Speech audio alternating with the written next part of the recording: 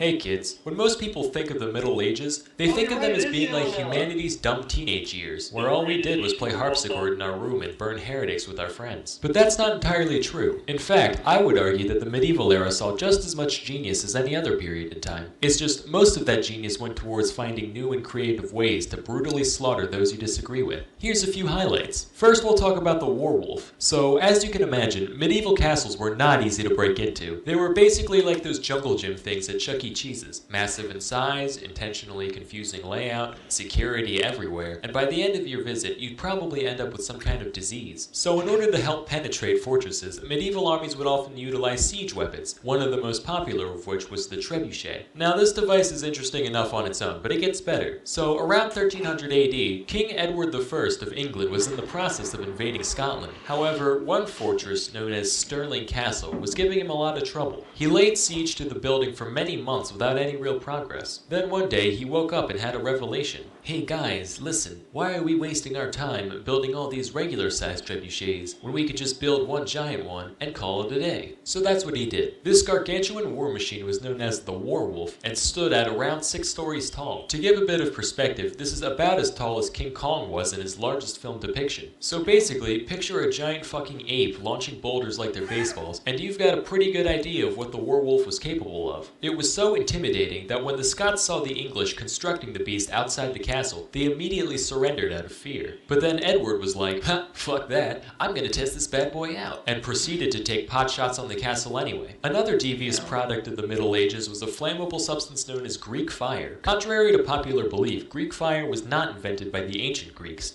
Rick Riordan, you lying prick. It was actually invented in the 7th century AD by the Byzantines, who happened to inhabit Greece at the time. Historians still don't know exactly what it was made of, but they do know that it acted a lot like napalm, sticking to ships, sticking to people, even floating and continuing to burn on the surface of the water. The Byzantines also had these siphon-like tubes that they'd put on the front of their boats to pour Greek fire on the enemy, kinda like makeshift flamethrowers. These were retired pretty quickly though, mostly because when you put the words makeshift and flamethrower next to each other, you're bound to run into some problems eventually. Our next bright idea comes from a woman known as Olga of Kiev. So Olga was a princess who ruled the area around the capital of modern-day Ukraine from 945 to 963 AD. And she had quite a track record for being just a total badass. For example, the Drevlians, a tribe of people under Kiev's control, once sent 20 men to Kiev in order to convince Olga to marry their prince, under the pretense that if they did marry, the prince could claim her rule over Kiev. In response, she had all 20 of them buried alive. She then sent a letter to the prince saying she accepted his proposal, but she would need a bunch of his most distinguished governors to escort her on the journey. Once the men showed up, Olga was like, "Hey guys, long journey, huh? How'd you like to take a bath in this here bathhouse?" They were like, "Yeah, sure, that sounds great." "Okay, have fun, you guys."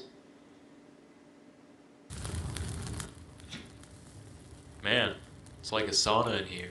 It is a sauna, dipshit. You have a point.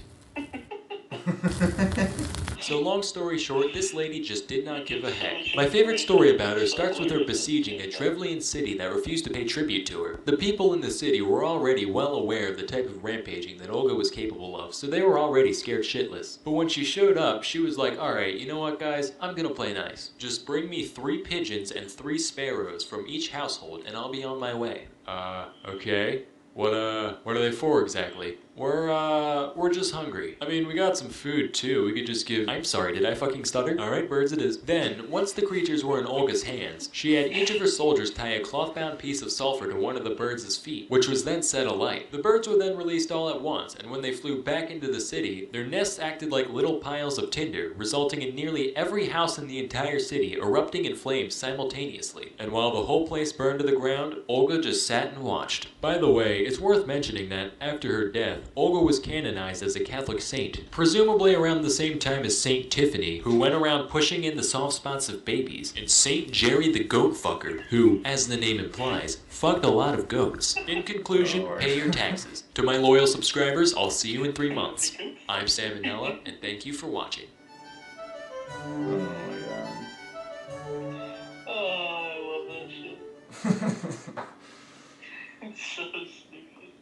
And Saint Jerry the Goat Fucker.